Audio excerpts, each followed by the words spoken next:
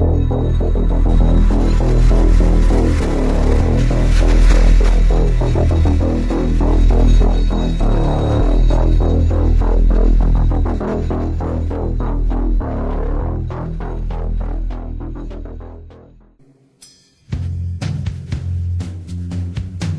name is Nassine Sabs. Let me ask you a question. Has anything ever happened to you that you couldn't explain? That made you feel sort of foolish when you tried to tell somebody about it? Well, if it has, you have plenty of company, as you'll soon see. The more you look closer, the more troubling it becomes. And the more it all aligns with the Christian biblical texts. Ye are of your father, the devil, and the lusts of your father ye will do. He was a murderer from the beginning, and abode not in the truth, because there is no truth in him. When he speaketh a lie, he speaketh of his own, for he is a liar, and the father of it. Lucifer has always been clear on his ultimate goal.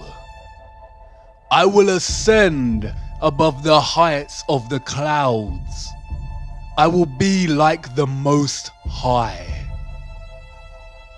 The Tower of Babel, the story on how the different languages of the earth came to be.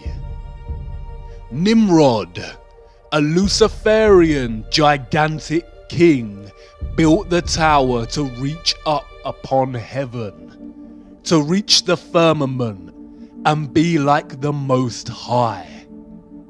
God saw what they were doing and broke the tower and scattered all people over the earth and divided them by different languages, so they may not attempt this again.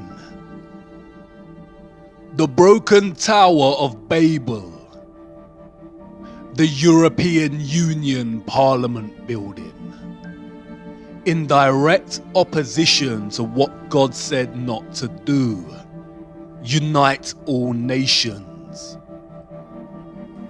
The EU, a branch of the United Nations. Our minds programmed and manipulated by the media to think this could ever be a good thing. Union of all, a utopian lie to advance the Illuminati satanic agenda of a one world government. Their new world order, Novus Ordo Seclorum, the uniting of nations under one government, under one world currency, one world military, one world religion, the end goal, all potential threats to their system dissolved, complete control over the human slave species. A new world order. A new world order. A new world order.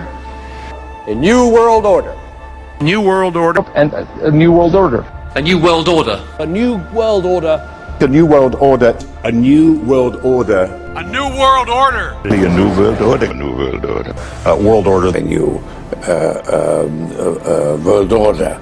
As I've told you before, because I love it so much, Novus Order Seclorum, a new order for the centuries, for the ages, forever. The international order. Global governance. Global governance. Global governance. Global society. Global influence. And people talked then, in 1990, of a new world order. The reference to the Tower of Babel signals another motive, a more sinister one. Lucifer's goal to ascend like the Most High. They have been trying to breach the firmament for years. Operation Dominic and Fishbowl were attempts to nuke the firmament.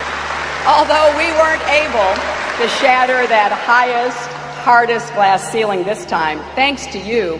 It's got about 18 million cracks in it. CERN. The Large Hadron Collider. This is the world's largest and highest energy particle collider and the largest machine in the world.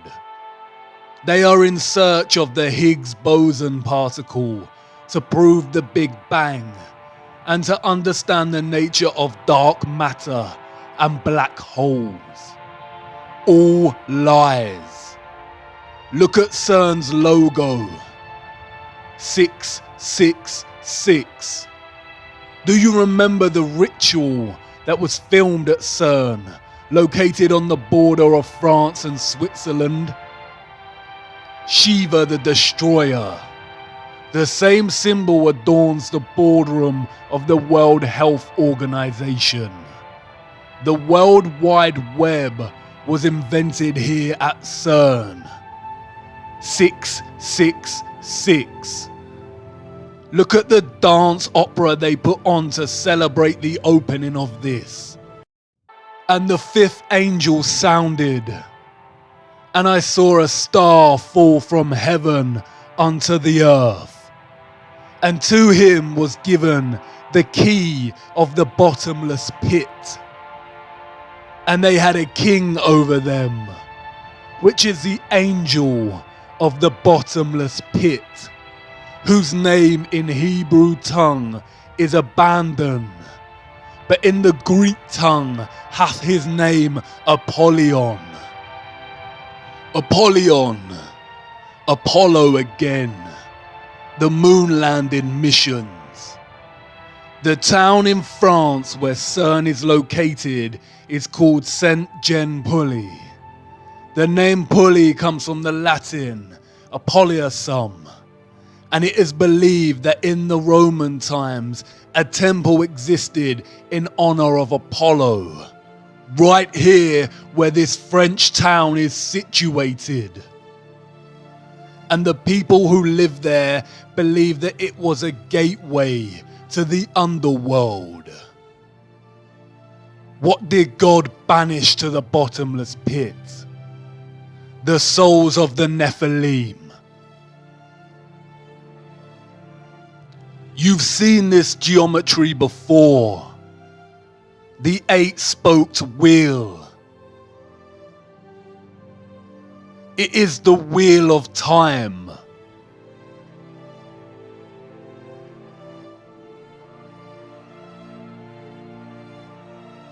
Controlling and distorting time and space. They are openly telling us what they are doing.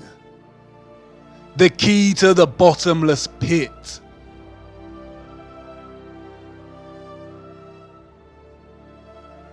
They are trying to open a portal to another realm or bring something out into our realm.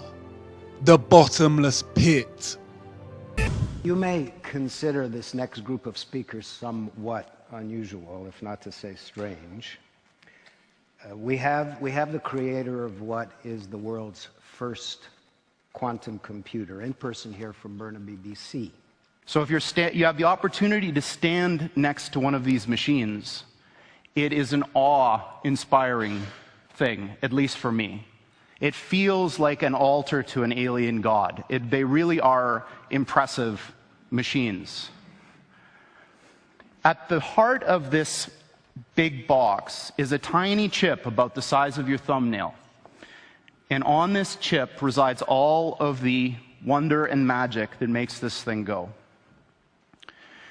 I'm not going to describe in any mathematical detail how it all works, but let me give you an analogy. In quantum mechanics, there's this concept that a thing can exist in two states which are mutually exclusive at the same time, quote unquote. So I'm using those words because the English language was developed before we had concepts to describe what these things actually are doing. But I'm going to give you a roundabout way of understanding this. Imagine that there really are parallel universes out there, and now imagine you have two that are exactly identical in every respect, all the way out to the horizon as far as we can see, down to the last little atomic detail of every single thing, with only one difference. And that's the value of a little thing called a qubit on this chip, which is a contraction of quantum bit. And that qubit is very much like a bit or a transistor in a conventional computer. It has two distinct physical states, which we call 0 and 1 for bit. In a conventional computer, these are mutually exclusive. That device is either one or the other and never anything else.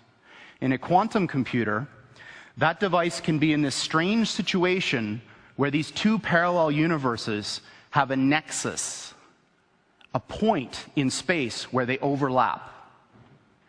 And when you increase the number of these devices, every time you add one of these qubits, you double the number of these parallel universes that you have access to, until such time when you get to a chip like this, which has about 500 of these bits, you have something like 2 to the 500th power of these guys living in that chip. So the way I think about it is that the shadows of these parallel worlds overlap with ours. And if we're smart enough, we can dive into them and grab their resources and pull them back into ours to make an effect in our world. Now, this may sound very odd to you and bizarre, and in fact, I am using language that a normal theoretical physicist probably wouldn't use, but this is, what I'm telling you is absolutely correct and in line with the way that these things actually work. The dawn of their new world order is coming.